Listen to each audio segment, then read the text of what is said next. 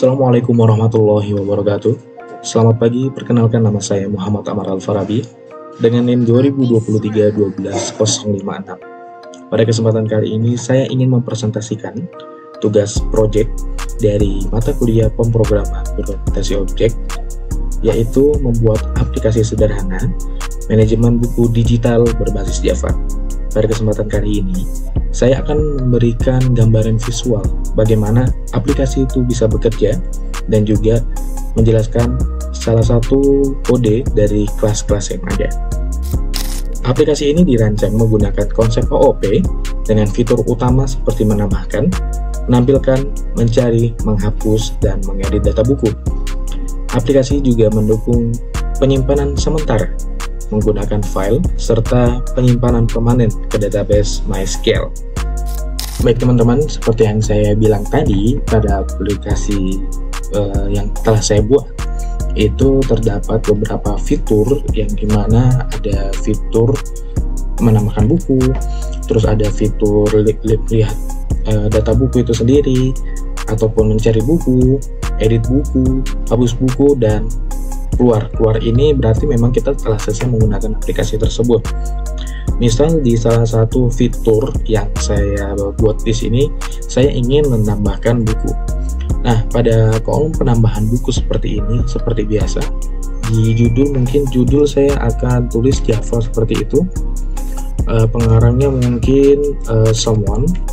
Ini hanya sebatas kita melihat bagaimana aplikasi ini bisa bekerja.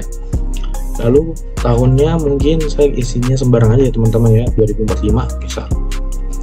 Lalu kategorinya di sini, kategorinya bisa macam-macam. Mungkin di sini karena saya inginnya berbasis artikel, maka tulisnya artikel seperti itu. Lalu kita klik OK.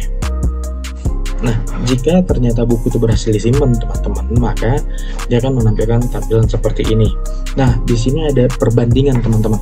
Semisal ternyata aplikasi tersebut tidak tersambung ke database, dalam artian ternyata database-nya lagi offline, maka aplikasi tersebut akan menyimpan filenya masih ngawang-ngawang bahasanya, masih disimpan di lokal, namun tetap bisa ditampilkan seperti itu.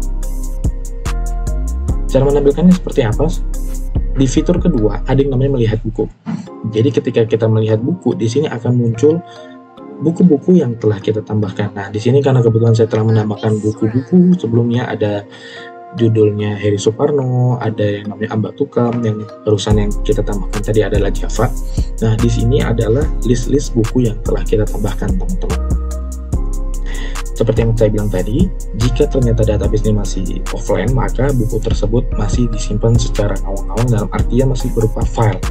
Nah, ketika nanti program ini telah terhubung, telah terhubung dengan database-nya, telah terkoneksi secara online, maka program tersebut dari file-file yang telah kita buat tadi akan secara otomatis masuk ke dalam database yang telah terkoneksi oleh pemrograman ini.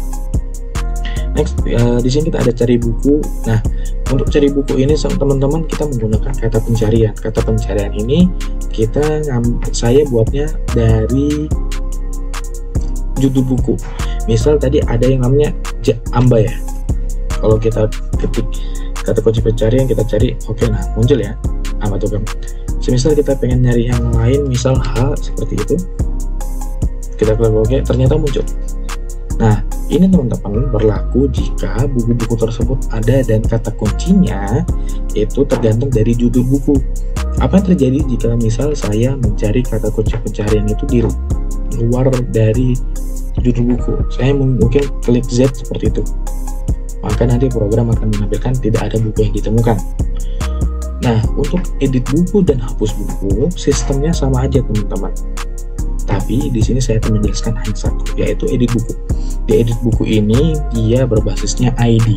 Seperti yang kita lihat teman-teman di bagian lihat buku, di sini ada ID di bagian key table, ada 1, 3, 5, dan ini dibuat secara otomatis berbasis random dari buku yang telah kita inputkan.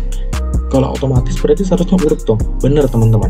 Kenapa bisa 1, 3, 5? Karena sebelumnya di waktu masih dalam pengujian ada 2 buku yang saya hapus seperti itu. Jadi memang yang terbaru tadi yaitu judulnya Java, pengarangnya Someone, tahunnya 2045 dan kategorinya artikel, itu masuknya ke ID ke-5. Misal saya ingin edit buku dengan memasukkan ID 5 seperti itu teman-teman, maka nanti muncul buku yang ada di sini. Nah, itu tinggal kita edit sesuka hati kita. Misal saya tambahkan di sini belajar. Oke. Jika buku berhasil diperbarui, maka ketika kita nanti lihat buku, muncul ya teman-teman ya, di ID ke-5, judul yang tadi awalnya cuma Java, kita namakan jadi belajar, hasilnya seperti ini, belajar Java, seperti itu. Dan mungkin kita akan masuk ke dalam penjelasan bagaimana program ini bekerja di salah satu code yang ada di kelas pemrograman saya. Baik teman-teman, seperti yang saya bilang tadi, kita akan menjelaskan dari salah satu kode yang ada. Nah, seperti yang kita tahu di bahasa pemrograman Java sendiri, saya membuatnya dengan struktur-struktur yang telah terdefinisi dari rangkuman PDF untuk tugas proyek ini. Seperti yang kita lihat di sini, ada beberapa class ya teman-teman ya, terutama dari class main UI, terus ada class database manager, ada class book. Nah, book ini. Tapi di sini mungkin saya hanya akan menjelaskan tentang class main UI itu sendiri.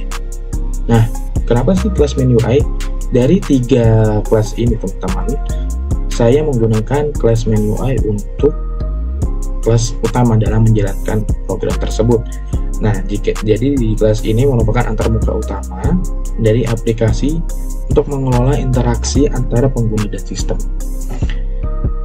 Nah, dari deklarasi atribut yang ada di kelas main UI, saya menggunakan prinsip encapsulation dengan atribut DB Manager. Nah, ini berfungsi teman-teman untuk memanggil dari database manager yang telah saya buat seperti itu. Jadi untuk encapsulation ini berguna ketika saya menginputkan database manager agar bisa terkoneksi langsung dengan database yang telah saya buat, begitu teman-teman.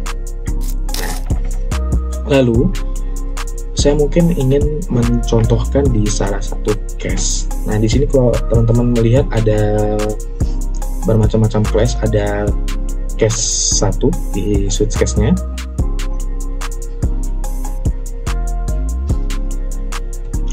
Nah, misal di case 1 ini saya ingin menjelaskan, yaitu ketika pengguna memilih untuk menambahkan buku, aplikasi akan memanggil metode addBook. Nah, addBook di sini nanti akan memanggil kelas dari kelas buku agar bisa menginput dan diimplementasikan ke dalam kelas database manager. Nah, ini menunjukkan bagaimana dependensi inversion digunakan untuk memisahkan logika interface dari main UI yang saya buat dan juga logika database. Dan mungkin sekian dari presentasi saya terkait dengan project pemrograman berorientasi objek pada hari ini. Sekian, Assalamualaikum warahmatullahi wabarakatuh.